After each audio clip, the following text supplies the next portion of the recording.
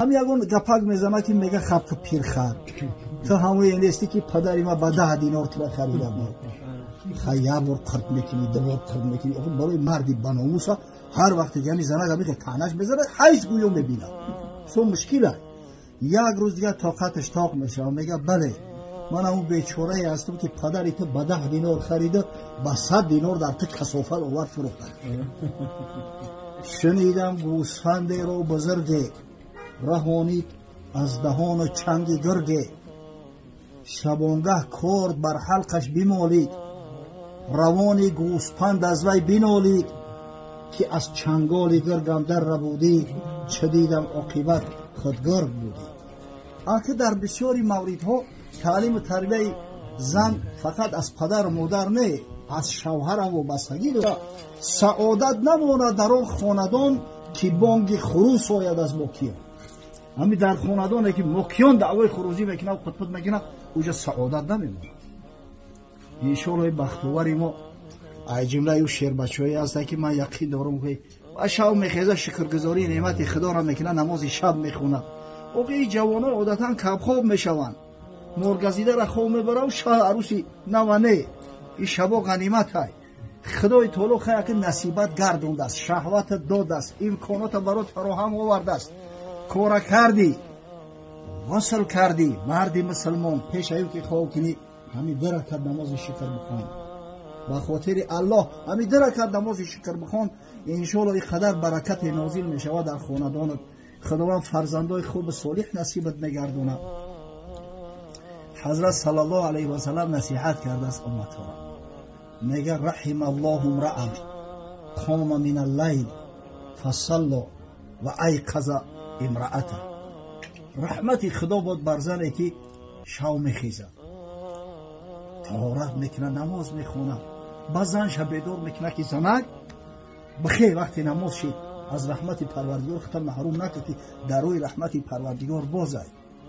فان ابت نزح فی وجهها الماء.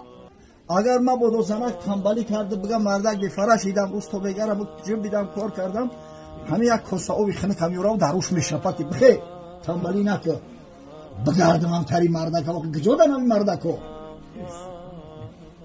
یعنی خیلی مرد باشه با خدا قسم خدمتش هم خیلی ارزنده هایی یا غیرت کنه در شب بیاره یک کاسه آب در بالای روی زنش بچوشکی بخیر ای رحمت خدای تعالی خودت محروم نکن.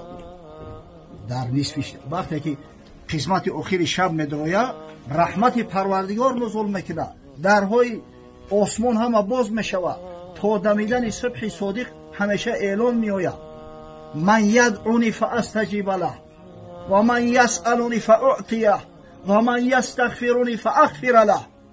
حضرت خداوندی میگه کسی دعا کنه دعاش اجابت میکنه. هر کسی از من طلب مغفرت کنه گناهاش میآمرزم.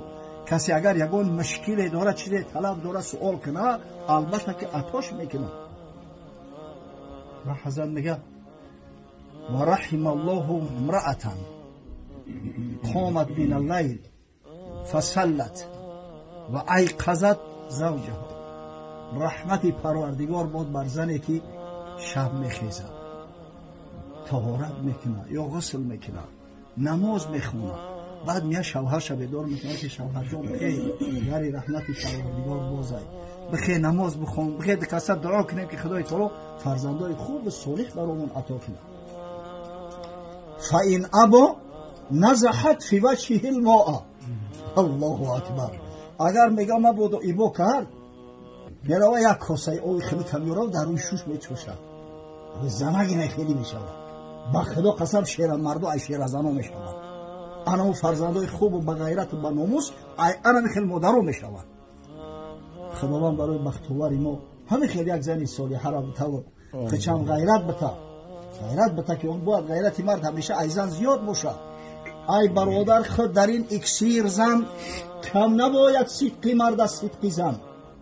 آن دل مردی که از زن کم بود آن دل باشد که کم زشکم بود. همین مرده که دل جگری زنه که نداره او دل نداره او یک شکمبه داره یک خلطه نجاست داره.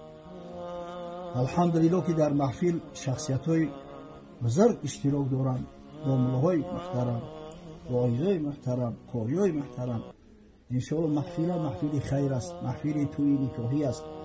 نزد ما احناف از طاعات و عبادات نافله دیده این محفل های نکاح از ثواب بیشتر و زیادتر داره.